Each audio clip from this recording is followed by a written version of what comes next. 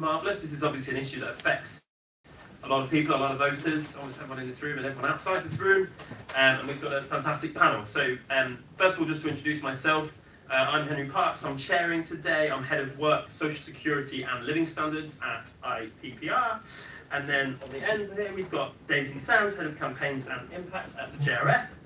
Over here we've got Bobby Dean, Member of the Treasury Select Committee. On my right we've got John Mill, Member of the Work and Pension Select Committee, and on the very end we've got Luke Tryl, Executive Director of More in Common. So firstly I'll just set the scene for this conversation. I'm afraid it's extremely depressing, as you may expect. The UK faces an enduring cost of living crisis and uncertain economic outlook. Living standards continue to be under intense and growing pressure. Child poverty is rising and work poverty has become entrenched, and pensioners are increasingly struggling to make ends meet. Meanwhile, the government's commitments to economic growth are yet to deliver the impact that the country sorely needs. Raising living standards requires a strong economy in which people can prosper, coupled with a comprehensive, well-functioning social security system that supports people in their time of need. The current system is broken, and recent attempts at reform have failed to address the core issues, to put it lightly. This event will explore policies that help improve living standards and unlock economic and political benefits. So we're going to start with a presentation from Luke on the end, from More in Common. And then we'll have kind of opening remarks from the other speakers following on from that. So over to you, Luke. That is great. Thank you for having me, and thank you everyone for coming. I hope you're here to see the speakers or hear from the speakers rather than just the wine. But I guess we'll find out from the quality of your questions later on. I'm going to take you through some research that we've been doing for JRF at the moment, talking to people across the country about the effect of the cost of living crisis on their lives in their own words, and also the appetite to do something quite different about it. But the first thing that I want to say is, cost of living is the issue in our politics today. I find it slightly frustrating that the media and some commentators somehow seem to have decided that it was a sort of 2022 to 2024 issue, and now it's gone away. Let me tell you, I do not start a focus group, any of our focus groups, even if it's on a totally different topic, without people bringing up the cost of living crisis and the impact that it is having on them. If you think about the sort of national mood of broken Britain, the cost of living crisis is the biggest driver, and it is also by far the biggest driver of what I call may as well roll the dice sentiment. That sense that the system and the social contract is so broken, that my life is too hard, that Reform UK or the Greens or your party too might well be a risk, but they're a risk worth taking because the status quo is so bad. So I really want to set that out in quite stark terms at the beginning, because as I say, it does seem like so much of the debate has moved on, and one of the reasons I was so pleased that JRF asked us to work with them on this work was trying to get it back up the agenda and deal with that mismatch between the public and politicians. And I think the thing which jumps out is that unlike lots of other political issues, which can be quite abstract, right?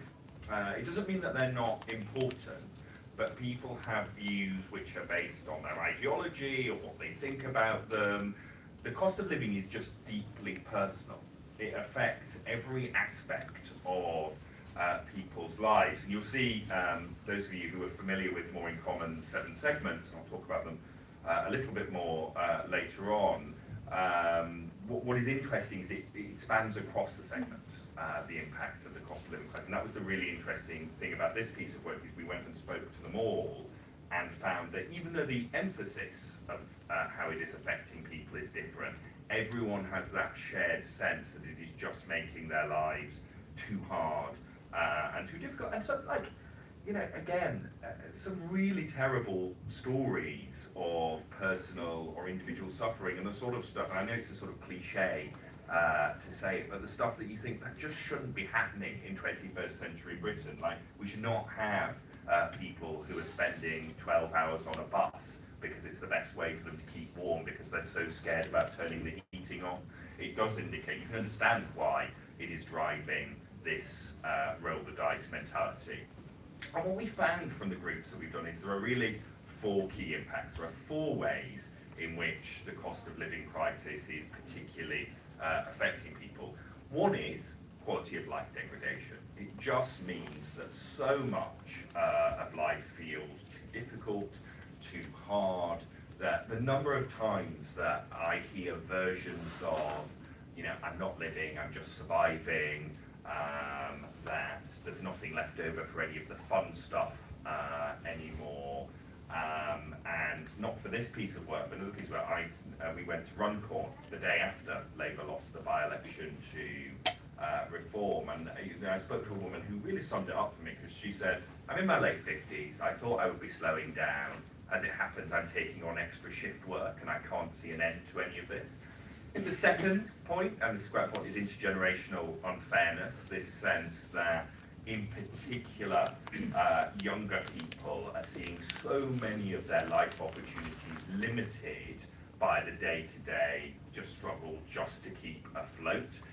It's not, I think sometimes people confuse this, particularly sometimes like policy people see it as intergenerational resentment. It's not that. It's not that people resent older generations. They just think, I want what came before. I want those same opportunities. Third one is loss of security. This is this sort of constant nagging worry that we hear from people that just one rogue bill will tip them over the edge. And it was interesting in the focus groups, the examples we heard from people like, I used to have a rainy day fund. That's gone now. That's disappeared. And of course, and this links to the last point, if you've lost all of the fun stuff, if you're worried that the next bill or the next interest rate rise is what tips you over the edge, it has quite a profound impact on your well-being.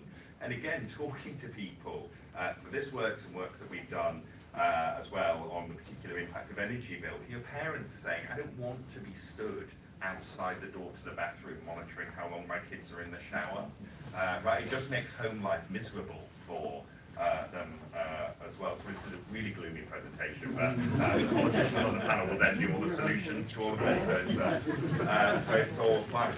And of course, what it does as well is it also creates 2 things. One is that people blame politicians and big business.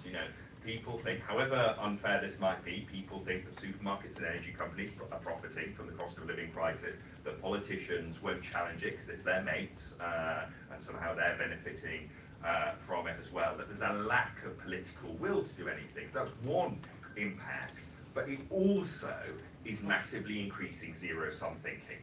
So the number of conversations we will have, which is, I can't afford to eat, and yet asylum seekers are being put up in hotels at the taxpayer expense. So it increases that type of feeling as well. It makes people on a whole series of progressive priorities less generous. So it's so hard to have a conversation about something like international development now, because people say, look, I'd love to help, but we can't keep people warm in their own homes at the UK at the moment, so how can we do stuff elsewhere? And there was a clear, oh, I don't know what this is. It's not my laptop.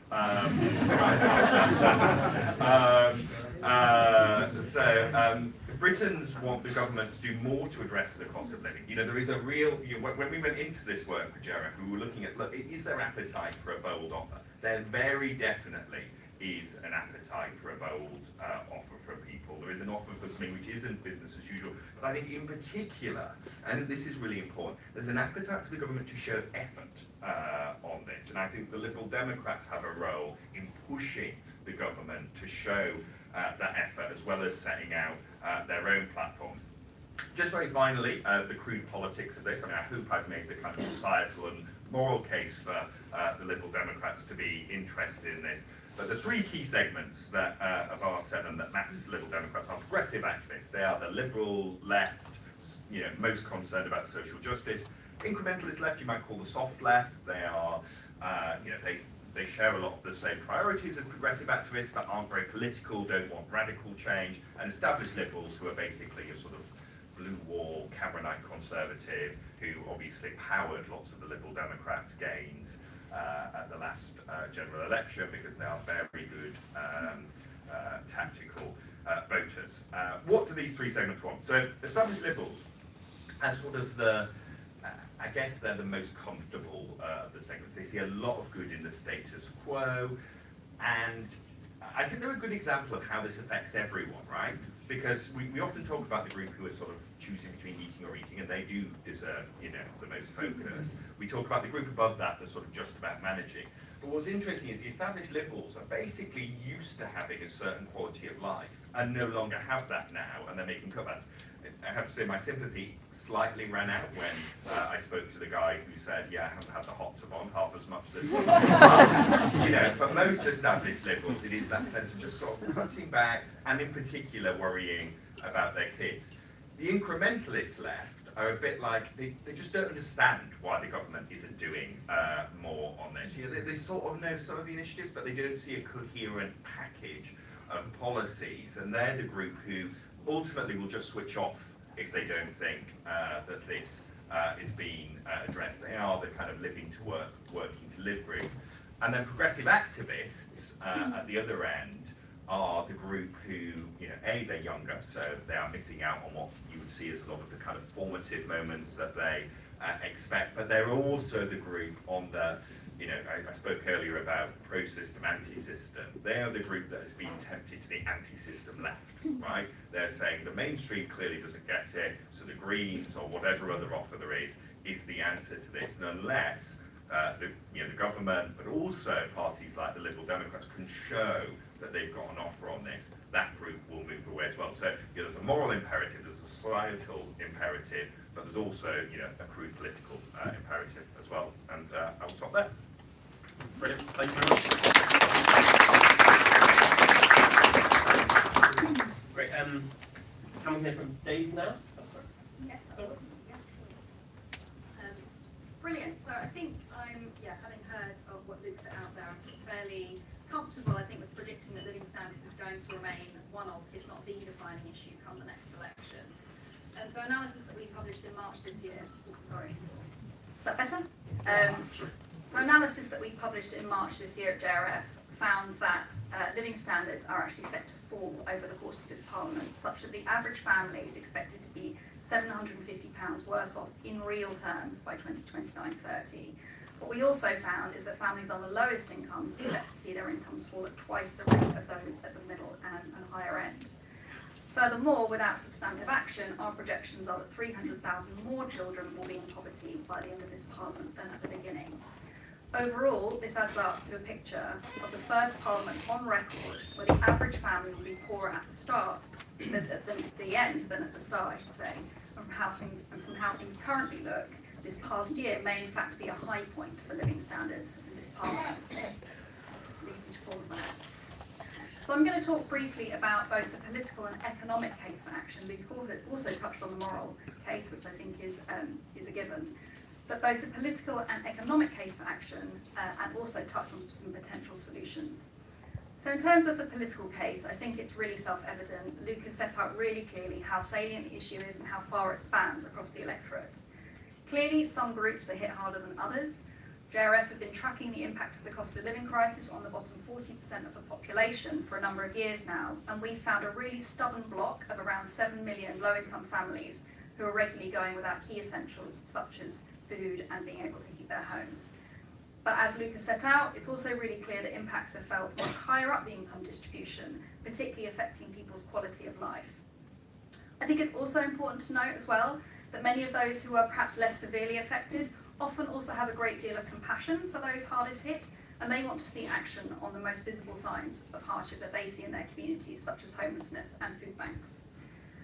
In our latest focus groups, as Luke has mentioned, we heard people blaming the government and big business, but we also heard that the issue for some groups is bound up in immigration, as reform are successfully situating high migration as a key driver of lower living standards for everyone else. But I think what was striking was that beyond cutting immigration, many people don't organically seem to have a very clear sense of what solutions are needed. There is also a sense, I would say, that no party is particularly inspiring huge confidence on the cost of living right now. No party leads on it in the way that, for example, Labour lead on the NHS or Reform lead on immigration. So overall, I would suggest there is a key opportunity for one party to lead the way on the cost of living through setting out. Current government efforts to prioritise economic growth are welcome and necessary. Public investment, planning reform, these things will help in the long run, but as our analysis has shown, this will not be enough to help people in the shorter term. Now, the hit to living standards doesn't just mean worsening lives for individuals and families affected, it also constrains our economy and hinders growth. Improving people's economic security allows them to engage in the economy more productively, for example, through supporting better job matching. It also reduces the cost of reliance on public services and supports demand and boosts business confidence. It is crucial, therefore, I would argue, that alongside recognising the political imperative to act, parties recognise that higher living standards in the shorter term is not just an outcome worthy in and of itself, but also an essential input for a stronger, more resilient economy. So moving on to policy solutions. So it's clear that alongside longer term investment and regulatory reform to boost growth, direct and immediate support for improving living standards is through both boosting incomes and lowering bills is critical. Now, of course, at JRF, our first priority would always be supporting the hardest hit, and particularly within that group, I would say the first priority would need to be larger families. Our work at JRF has found that 9 in 10 low-income families with 3 or more children are currently going without essentials, and it's the family type that have the largest debt arrears of all family types. So it'll be no surprise at all for you to hear me say that ending the 2-child limit is crucial, and we of course welcome the Liberal Democrats' commitment to that. However, removing the 2-child limit whilst leaving the benefit cap in place, which is a policy that arbitrarily caps the income of out-of-work families, means that some families who should gain from the lifting of the 2-child limit will instead hit the benefit cap. That's one of the reasons we're calling for the introduction of a protected minimum floor into universal credit. That would limit the amount of money that could be clawed back from a family's basic rate or standard allowance, their core component of universal credit. This would ensure more families can benefit from the abolition of the 2-child limit, as well as protecting other families hit by the benefit cap, 4 out of 5 of whom are lone parent families at particular risk of hardship. Combining the protected minimum floor, which is JRF's policy, and removing the 2-child limit would overall lift 500,000 children out of poverty and reduce the depth of poverty experienced by a further 1 million children by 2029-30. Overall, that would cost $3.6 billion, which sounds like a lot of money, but actually is an extremely efficient way of achieving those kinds of outcomes. Introducing a protected minimum floor into the system would also, for the first time ever, embed a principle within our social security system that there should be a safety net below which no one could fall, which currently doesn't exist. And it would also represent vital progress towards an essentials guarantee. For those not aware of the Essentials Guarantee, this is a popular flagship JRF policy that calls for the basic rate of a standard allowance of universal credit to at least be set in accordance with the cost of essentials and for it to never be pulled below that level. I believe we also have an event tomorrow in this very same suite at 1 o'clock if you want to hear more about the Essentials Guarantee. We're calling also, as part of the Essentials Guarantee, for that rate to be set and regularly reviewed with reference to advice from an independent process. And happily, this is very close to a Liberal Democrat 2024 manifesto commitment to establish an independent commission to recommend further annual increases in universal credit to ensure that support covers life's essentials. So we warmly welcome that commitment and would love to work further with the Liberal Democrats on how we can elevate the status of that commitment. But as I've said, policy action clearly needs to also reach families in the middle and even higher income brackets as well. 2 strikingly consistent themes from our initial focus group work with More in Common, which I should say we will be building on in the coming months with polling work, but 2 consistent themes at this stage were energy and housing costs, perhaps unsurprisingly. On energy, we're currently exploring a policy that would ensure that every household could receive a core block of energy to meet their essential needs their essential day-to-day needs at a lower cost. Now, initially, we were thinking of creating a cross-subsidy model where that lower amount block would be paid for by charging those who use more additional or larger amounts of energy on top of that core block by charging them higher rates, which tends to be people on higher incomes. That would also include exemptions, for example, people who use larger amounts of energy for health reasons. However, really interestingly, our initial focus group work found that people were extremely wary of any energy policy that increases costs for anyone, bar perhaps mansion owners came up. But I think perhaps given the fact we're in a cost of living crisis driven predominantly by high energy costs, that is perhaps less surprising than it should have been. So as such, we're looking to retain that idea of a universal lower cost block of energy, but exploring other ways that could be funded. I think what that work has shown is how critical it is to embed deep public attitudes insight work into policy when you're aiming for that policy to be salient and popular. And finally, on housing, we've identified a particular policy gap on the need to address high private rents. Many recognise the need for action in this space. However, the policy debate in this area is polarised. JRF's sort of face value view is that some form of rent control would be the optimal solution. However, we very much appreciate this could have unintended impacts on restricting supply. So we're currently exploring if there's an approach which could guard against this. If not, it's back to the drawing board, but we will be looking to design a policy solution on private rent affordability. I think it's also quickly worth flagging that alongside the areas I've already mentioned, JRF will also be exploring solutions in the coming months on insecure work, disadvantaged neighbourhoods and social care funding. Wish I stuck on that last one. So to wrap up, the political and economic case for bold action, I think, on living standards is clear. There's a golden opportunity to grasp this agenda through offering intuitive, common sense policies that speak to people's everyday lives, wrapped up in a compelling narrative about why change is needed and who should pay for it. As I've said, over the coming months, we'll be further developing our core arguments on the both political and economic need for action, as well as designing a suite of what we hope will be popular and effective policy responses. So do please stay tuned. Great, thank you very much.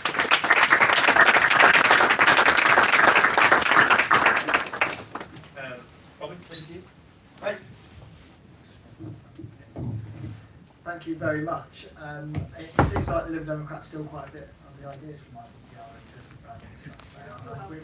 We might be in fierce agreement on a lot of this. I just wanted to start actually with a bit of a personal thing. You talked about political will, and you know, this cost of living crisis is affecting my family directly.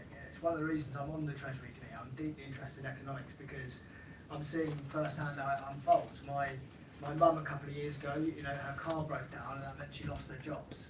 You know, she had available, accessible credit, then she would have stayed in those jobs, and you know, she got into a debt spiral after that. My dad, he was a scaffolder, got too old for it.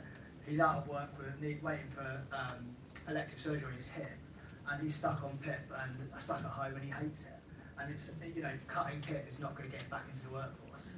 He needs that operation on his hip. And my youngest brother, I mean, he's been messed around with temporary contracts, trying to work in warehouses, and he gets recruited for about 6 months at a time and moved on as soon as they get to that point of offering a full-time contract. So this is deeply personal to me and my family. And I'd say probably the one saving grace that they've all got is they're in a council house. And I think about families in their situation in my constituency who are in the private rental sector, and I just do not know how they cope. So it's deeply personal for me that we address this crisis and we take some of the heat out of the conversation. Too often we seem to think that welfare is about scroungers in this country, and we allow the impression to be built that the people that are on PEP or the people that are on universal credit are somehow on the take and just need to be given some extra motivation to go back into the workplace, and that's absolutely not the case. We need to look at this as a holistic challenge, a housing challenge, a health challenge, an education and skills challenge, and I think that's how we will get out of this mess. There are some immediate fixes to welfare safety net. You've actually explained much of what I was going to go on to talk about. I was on the policy working group in the last election that led to that manifesto commitment, which was quite close to the essentials guarantee. I think it is important that we have that target, and that we try to take some of the politics out of it as well by having this independent commission. Much like we have the living wage set by others, we should probably have a commission that's going to look at it coldly and say, well, what is the fair limit for people to survive on if they're going to be reliant upon the state to survive? Clearly we need to do something drastic with local housing allowance. The long-term solution, of course, is restoring our stock levels of council homes. I mean, it's absolutely madness that on the largest estate in my community, half of it was probably bought up by Right to Buy over the course of the 90s and noughties, and now we're paying private landlords market rate when we could have been receiving a rental income from those people paying half rate social housing. It's absolutely madness. Probably one of the biggest policy failures in my lifetime, the mass sell-off and failure to replace that stock of council housing. I won't go into detail about all the other things like engine 2 child cap, but that's well known. That was my first vote in Parliament to abolish that, and I know we're going to continue to push that as a party, particularly as this report is due from the Labour government as well on child poverty. But I thought I'd just use the rest of my time speaking about how we're going to fix our economy more broadly, because there's stuff that we can do to support people who are at the sharpest end via the welfare system, and there's stuff that we clearly need to do when it comes to things like housing and energy bills. But the other side of the equation is people's wages. We need people's wages to go up, and they're not going to go up until we become a more productive nation that is growing again. And I think that we've got really stuck since the collapse of the economic model in 2008, basically, really stuck and stagnant, because we've not really had any major economic reforms, even though our kind of economic system collapsed. We kind of tried to revive it rather than actually fix some of the inherent problems.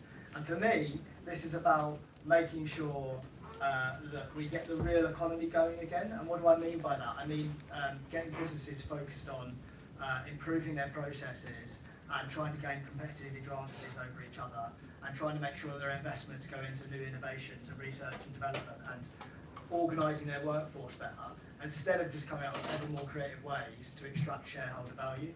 Because too much of our economy now is focused on this extractive activity, and I think as a result we've got lots of our capitalist system essentially grinding to a halt. So we need to reform, I think, the way that corporations are governed. I think we need to recognise that maximising shareholder value has reached its sort of nth degree, and we need more kind of stakeholder capitalism in order to increase that productivity again. And we also need to reassess what the state's role is in relationship to the private sector.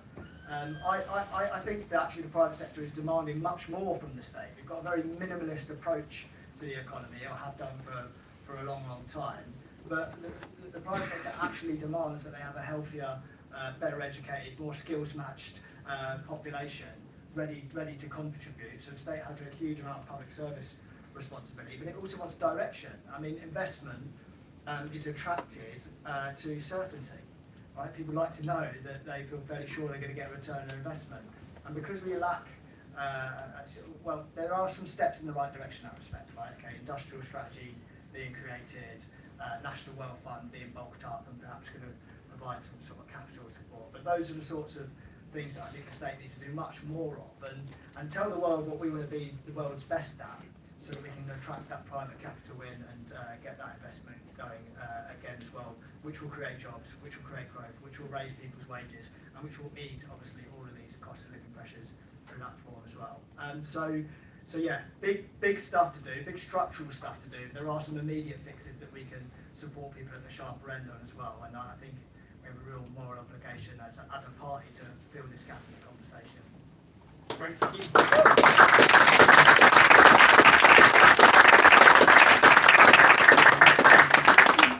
And then finally, John, that's you. Thank you.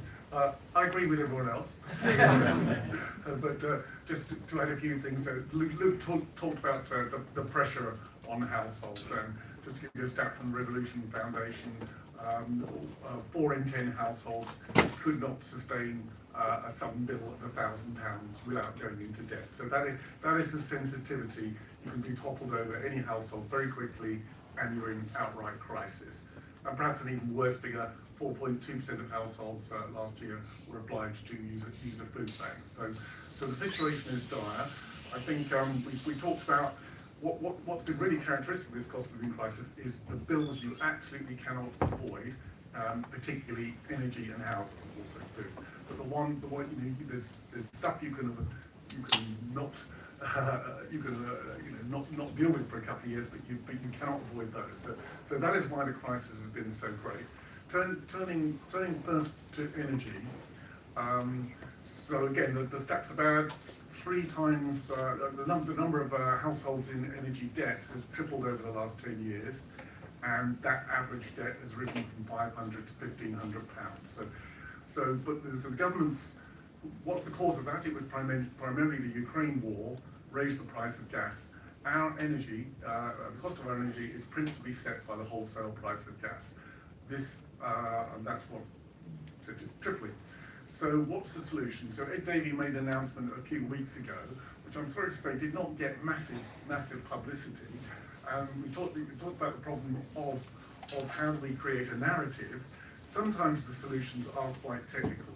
So what did he propose? So the easy bit is insulating all homes by 2030. It's a no-brainer. It doesn't cost that much to do. It drastically reduces everyone's energy costs, and you could start off with the most income threatened households. More complicated but extremely important was changing the way we price our energy. Our renewable energy is really cheap, but we do not see the benefit of it. Those costs are not passed on because of the obscure way in which we cost it, which are called renewable obligation certificates, which effectively means that we're vulnerable to the wholesale price of gas. Moving to something called contracts for difference, I said it was complicated, we've fixed that. So then what happens is let's say they're building a wind farm, we agree a price at the start. This is the cost, because there's a capital up front to build the wind farm, but that will be paid for over a period of years. If the price goes above that, they pay the state back. If the price falls below it, we pay the producers. So they've got a guaranteed income, and they're prepared to go ahead with the investment. But the net impact would be to cut energy bills by about £200 per household if we move to this system. Only a small fraction of our generation power is on CFDs. We should move the lot. So it's a simple thing. It costs nothing as far as the state is concerned, which is a very important factor. But the impact is good. How you put that into a sellable narrative, I don't know. We'll cut your energy bills in half. Sorry? We'll cut your energy bills. Yeah, that's the other. So moving on to housing. I think absolutely housing is the big issue. The cost of housing, it's affecting everyone today, but also I'm on the Work and Pensions Committee, and what terrifies me is the pensioner side of that. The state pension is based on the notion that you've paid off your mortgage and you own your own house by the time you get to retire. That's what you can survive on it, that's fine. But a growing cohort of people are going to be hitting retirement still in private rent, and it's very frightening. It will not, the state pension will not cover that. But obviously it's also an immediate problem right now. So how do we bring the house price down? So clearly we've not been building enough houses. The government's solution is build, baby, build. It by itself, it will not work. And didn't work under the Tories because it's basically the same policy with turbochargers underneath it. What would work is the Liberal Democrat policy of saying we will build 150,000 homes for social rent a year. Now that is an immediate impact. They bring the price down, the average price down. The trouble with the government's solution is they think the problem is hand out planning permissions like confetti, but they're not getting built. We have 1.4 million unbuilt permissions across the country. Why is that in the middle of a housing crisis? Why aren't they building them? It isn't land banking on the whole.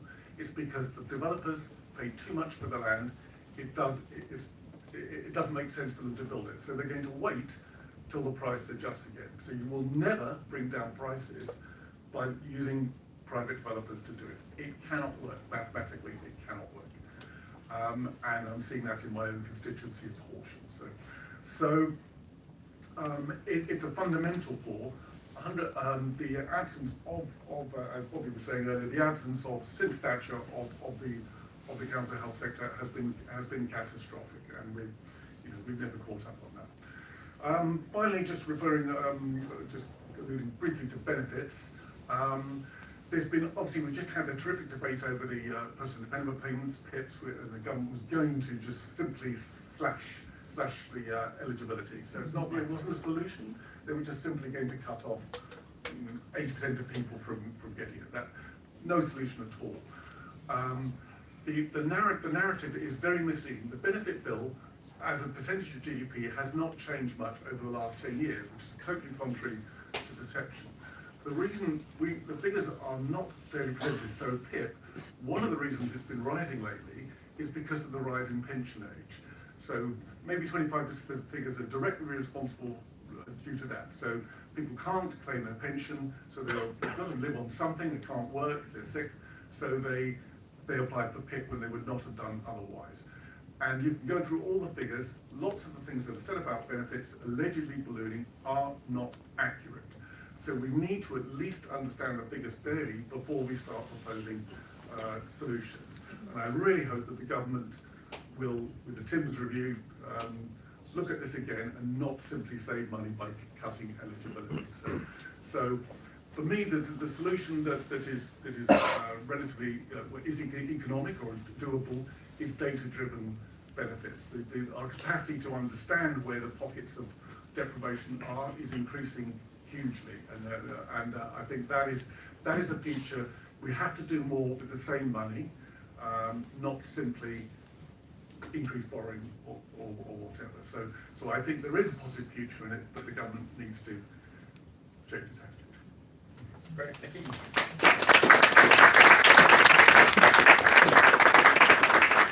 Okay, that's great. Thank you very much to our panellists. We've obviously covered a huge range of topics there, as which kind of reflects the multifaceted nature of this problem, as massive as it is. So we now have some time for questions from the audience, which, oh God, yeah. Hang on, let me stand up so we can see you all. So many questions. Because lady in green here. This lady right at the back in the pink.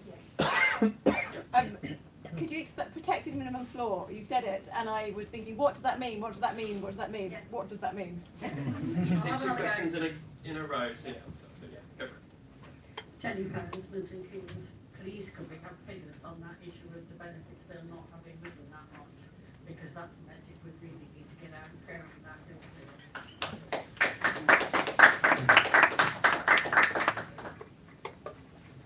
Yes, I'll have another go.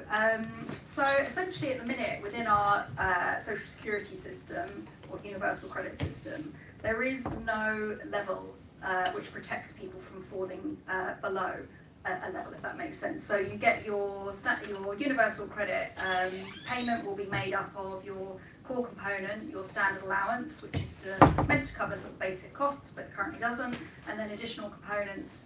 For example, if you have children or you have disability or caring needs, etc. And they all sort of build on each other to create your overall allowance. But you can also have money taken back off your allowance, for example, to repay debts that you may have accrued to DWP or council debts or something like that. And at the minute, there is no limit to the amount of money that can be clawed away from your standard allowance. Now, bear in mind, if you were a single unemployed person who perhaps didn't have housing costs, your standard allowance would be your entire income to live off. I think it's around £90 a week at the moment, which is far, far below what's needed to cover even a basic basket of essentials. So not only would you have an insufficient amount of money, the government can draw back payments from that standard allowance block at a rate that tips you from kind of being hard up to being pretty much in destitution. So what we're calling for is a protected floor within the system, which means the government can only ever claw back a certain amount of money. So there is a safety net, a safeguard, which ensures that you are never pulled below a level that means you're unable to survive.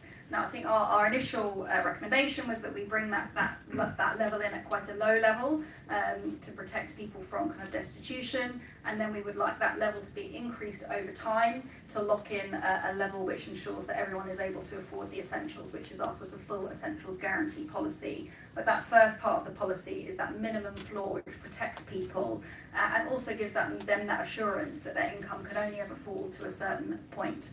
And that is something that would be totally new within the benefit system. It's never existed. And we actually think that we've done quite a bit of testing, and the public intuitively like it. They think it's very common sense. They think, well, why doesn't that exist already? And I think you could, if you sort of framed it effectively, you could almost equate it to the introduction of the minimum wage or other sorts of minimum protections within other parts of our social security or state spending that were seen as kind of quite positive, bold new initiatives. So initially bringing it in at quite a low level, at quite a low cost, I think it'd be 300 or 400 million to bring it in at our initial recommended level, and then raising that over time to ensure that people always have a guaranteed amount of support which enables them to afford life's essentials. I hope that explains it, and I probably haven't explained it in the clearest of terms, but yeah. Yeah. Okay, great. Good, yeah. Brilliant. Just on the myth busting, I'd be interested actually, like, do people understand how the benefit system works and what's going on in the benefit system at all? It's fair to say, I mean, and why should people, right? But I think what has happened and what has made this worse is that politicians are unwilling to go out and make an argument on this stuff. So work that we have done with JRF, for instance, on the 2-child care, finds that, yeah, if you just poll on the 2-child care, straight up, you do get more people saying that you should keep the cat and not get rid of it. Because obviously the first thing people sort of think is, well, if you can't afford children, you shouldn't be having them. If you then make an argument to people around, doesn't every child deserve an equal start in life? If you couple it with other policies, and this is the other thing which people sort of neglect, you couple it with more support for parents and parenting, you flip those numbers. But what we seem to have is politicians, it really annoys me, this is personal bugbear, but it really annoys me because people go, oh, it's all the focus groupers and the polls. It's not, it's that you don't use us properly, right? You take the first top level response, it's what Tony Blair called the difference between a 3-second, a 30-second and a 3-minute conversation. Talk to people about something like the CAP or about benefits, and you can get them, because most people are instinctively kind, they believe in fairness, they want to help people, but you've got to make the argument with them, and we need more politicians willing to make arguments.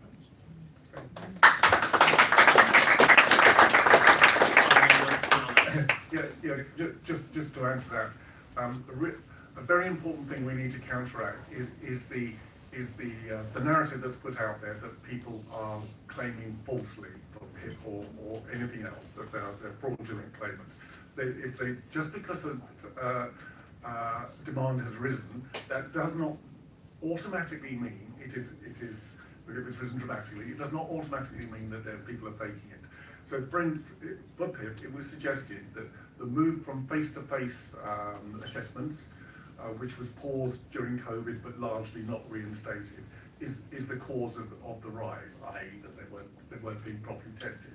But actually, there is no evidence for that at all. The approval rate stayed the same, got slightly worse if anything. There's zero evidence for that. Yet that was said, I heard it in the House, said many times, it's not true, there's zero evidence for it. The second part of that is that the government claimed that they were helping people back into work, but really, all those measures which were good would only have got maybe 3% of the cohort at best back into work. The rest of them, it was a straight loss. So we need to understand the figures that are bandied around, because in order to get a good solution, we at least need to start with the right facts. Yeah, great. Thanks. This guy here. This kind of the light blue suit. Yeah. Yeah. Hi, Theo Cunningham, Oxford Students Liberal Association. My question is how much of the cost of living crisis is an inequality issue, and should the Liberal Democrats change our tax policy, specifically with regard to higher earners and high kind of wealth individuals? Thank you. Hi guys, I've been talking too much. My name's Ali. I'm from Fair Share, with the UK's largest food redistribution charity. We take surplus food that would be going to waste from the food industry, and we get it to about 8,000 charities across the country. My question is for JRF. Is the government being receptive around the essentials guarantee? I'll take the tax question. Yeah. Yeah, I'll take the tax question.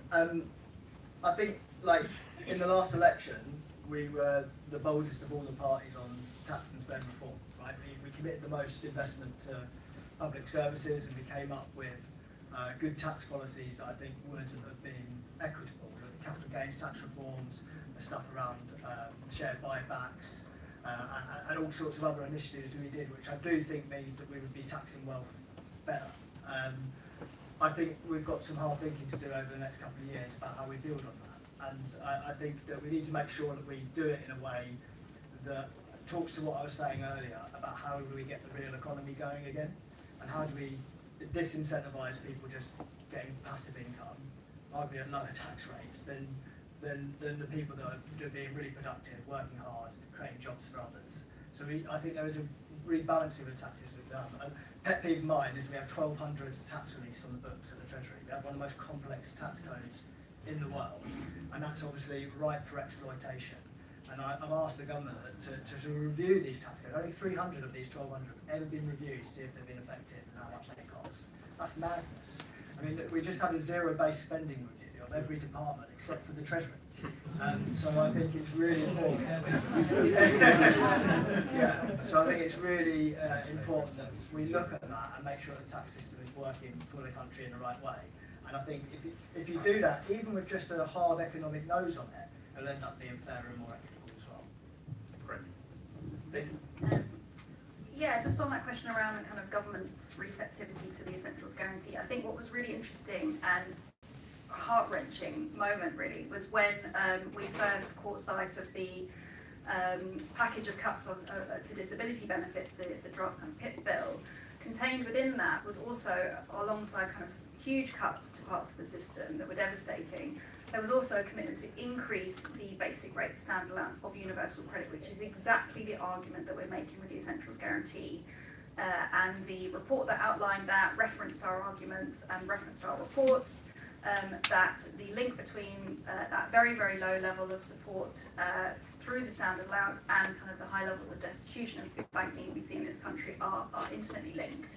The government fully accept that argument. They know they need to ratchet up that basic rate of support. It's been part of the system that has been neglected by many, many governments for many, many years. It was never ever set according to any logical measurement, and has continued to be buffeted about by different political decisions around uprating and cuts and so forth for decades. It's simply a completely arbitrary figure that bears no relation to the basic necessities that people have. So government have recognised that. They brought in a commitment, albeit not nearly enough and not fast enough, but they brought in a commitment to increase that basic rate by £5, which we were delighted at, but as I said, it was completely marred by cutting huge amounts of money from other parts of the system. So they saw this as a kind of rebalancing effort that we need to take money away from some parts and inject it into other parts of the system, which is obviously something that we fiercely rejected at JRF. But happily, clearly the huge effort of the sector and the disability sector in fighting those cuts meant that many of those were pushed off, which is brilliant. We do still have one cut remaining to the health element of universal credit. But one thing we did manage to retain was that boost to the standard allowance. So that was a small win in the grand scheme of things. But I think the more important thing is that the government have accepted our argument, that the link between that really, really deep level of hardship, destitution and food bank use is very closely tied up with that extremely stringent basic rate of universal credit, and it simply must be ratcheted up over time if the government is going to meet their commitment around ending the need for food banks. So we've started to gain traction, but clearly getting new money into the system is extremely difficult, and that's why we've worked so hard at JRF to try and find a policy that we can try and build popular support behind, which on social security is incredibly challenging. It is an incredibly divisive issue. But the Essentials Guarantee concept that we worked hard to develop, we found is an intuitive, common sense policy that does actually win kind of really quite decent levels of public support in a context where putting money into the benefit system is generally scorned against. So yeah, we've got a long way to go, but we're starting to have that conversation with the public, starting to make headway with the government. But yeah, we'll be thrilled to work further on how we can advance that with the Liberal Democrats as well.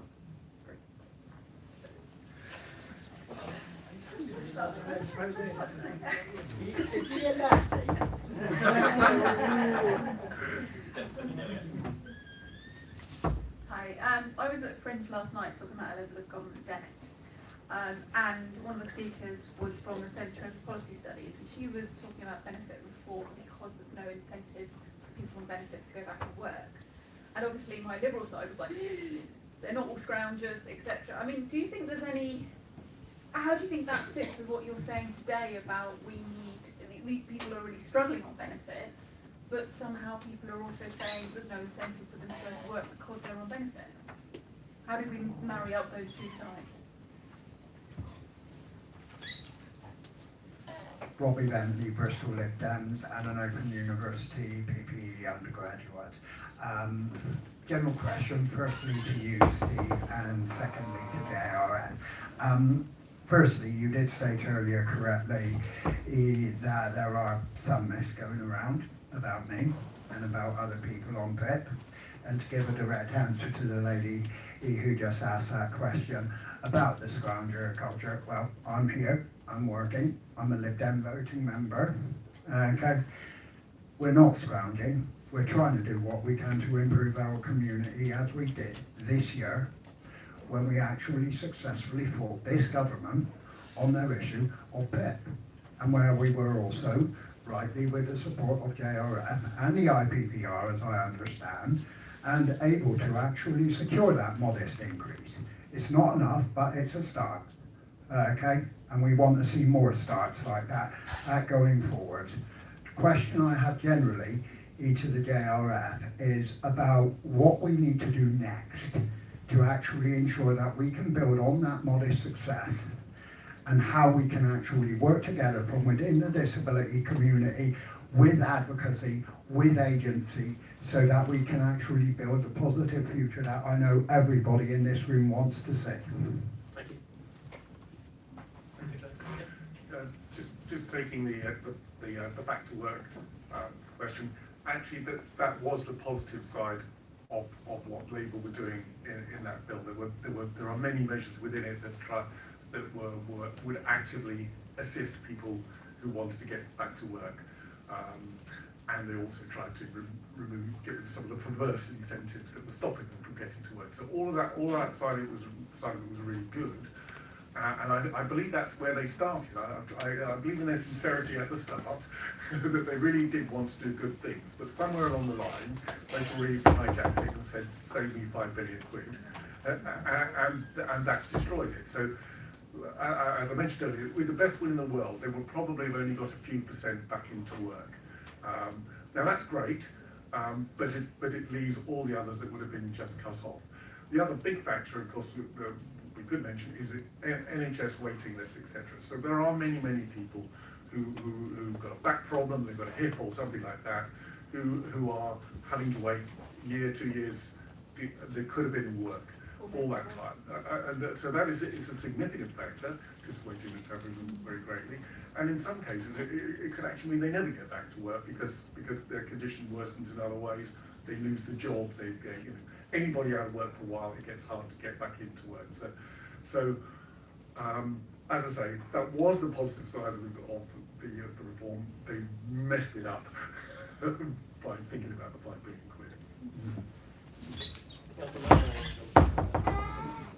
Next step on. Yeah, no, I'm loving all the interest in the Essentials Guarantee in the room. And again, just to plug, we have a full event focused on it tomorrow at 1 o'clock in this same suite. So please do come along to that as well. But I guess just like really quickly to answer your question, Robbie, on how do we build on the success. I mean, what's been really galvanising throughout the campaign on the Essentials Guarantee, which I have to say was born of, I don't know if people remember, but during COVID, the government put £20, plugged an additional £20 onto the basic rate of universal credit, because it recognised that having a new influx of people into the system, some of whom might not be the usual suspects, would not survive contact with reality. That there would be a huge backlash to the fact that you couldn't possibly live on this amount of money. So they quickly bunged an additional £20 onto that basic rate, which is a huge uplift relative to the overall cost, and it really sort of demonstrates that government, it was obviously the Tory government at the time, understood the problem, and we built a huge effort at JRF to work across the sector to retain that money. We called it the Keep the Lifeline campaign, because once the money's there, there's obviously a cliff edge, and there's a political risk of that money being taken away. So we fought tooth and nail to retain that £20. We managed to get it extended. We managed to get other parts, money put into other parts of the system, but essentially kind of overall failed in that effort to do so. But what that campaign did is build a really, really strong cross-sector coalition, because that basic rate of of universal credit affects every single person on universal credit, every 7 million.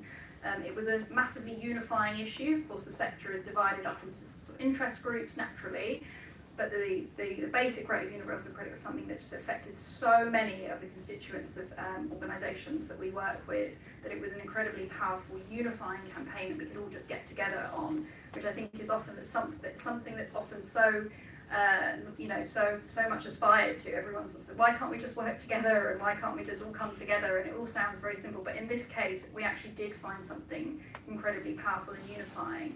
And the Essentials Guarantee campaign was born of the desire to retain that strength in numbers, and happily we've managed to kind of build a really, really strong cross-sector coalition.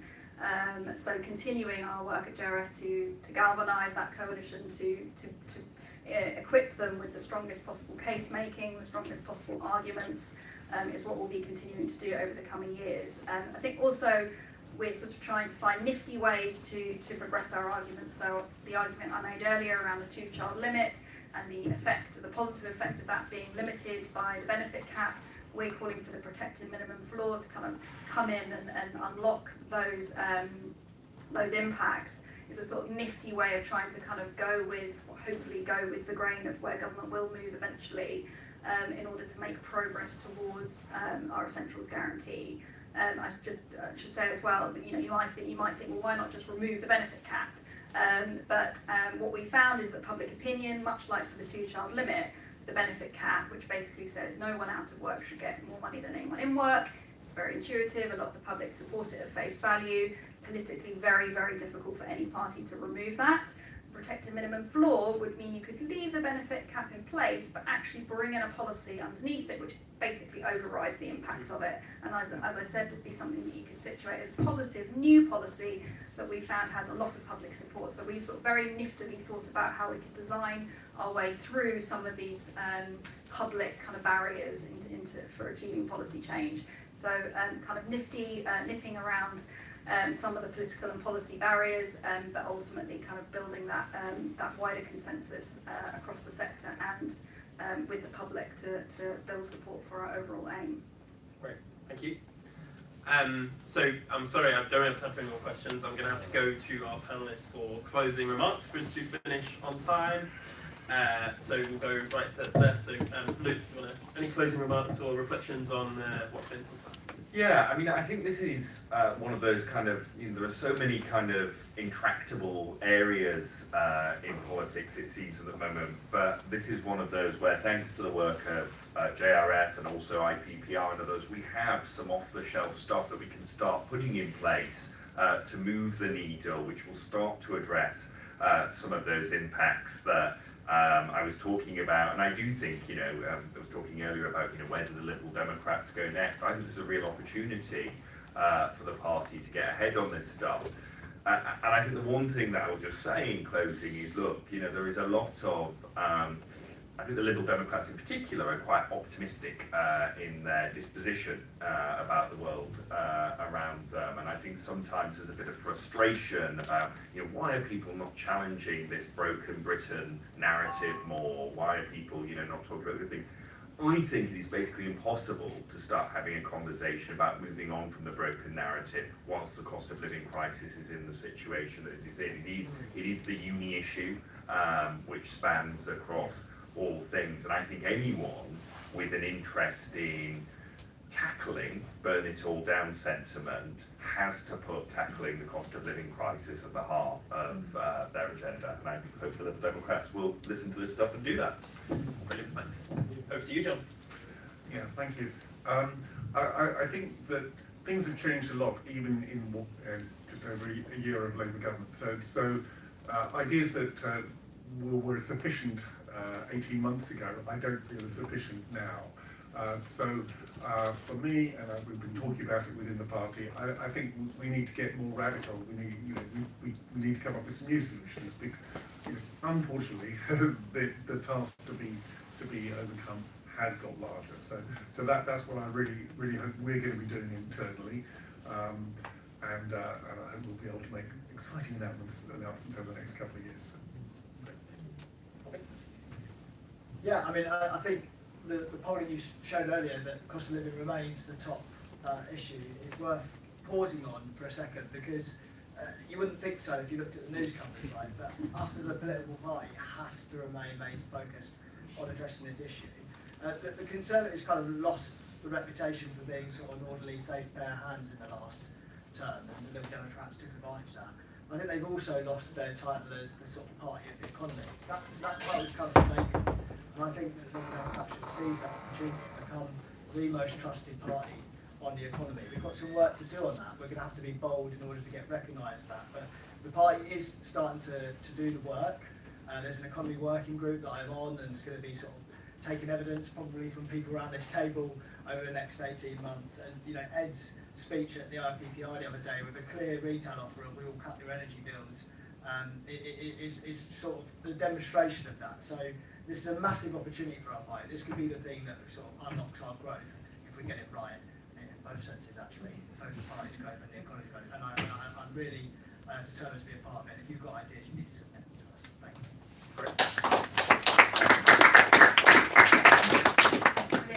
Yeah, I mean, just to reiterate Bobby's point, I was going to make the exact same point really. I think there's just such a huge opportunity for one party to grasp this issue. I think we're currently in a context where there is an absolute tidal wave of misinformation and fake content, obviously, on what the cause of this problem is, being immigration, and it's frightening to see the ripple effects that's having across society, bringing kind of sensible people into an ideology and a mode of thinking that would perhaps not naturally sit with them normally. And I think it's absolutely critical that parties are pushing back against that by putting forward an alternative explanation to why we're in this predicament that is logical, intuitive, speaks to the emotion they feel about these issues, and as I said, really centres practical, common sense policy solutions that expose how cutting immigration isn't suddenly going to magically make everyone's energy bills go down and everyone's lives better. I think there is a way to cut through that misinformation. It is frightening right now, but I thoroughly believe that this is the issue that underpins much of the discontent, and there is a massive opportunity for any party, for the Liberal Democrat Party, to grasp this and to start to turn that conversation in a more positive direction. Great, thank you very much.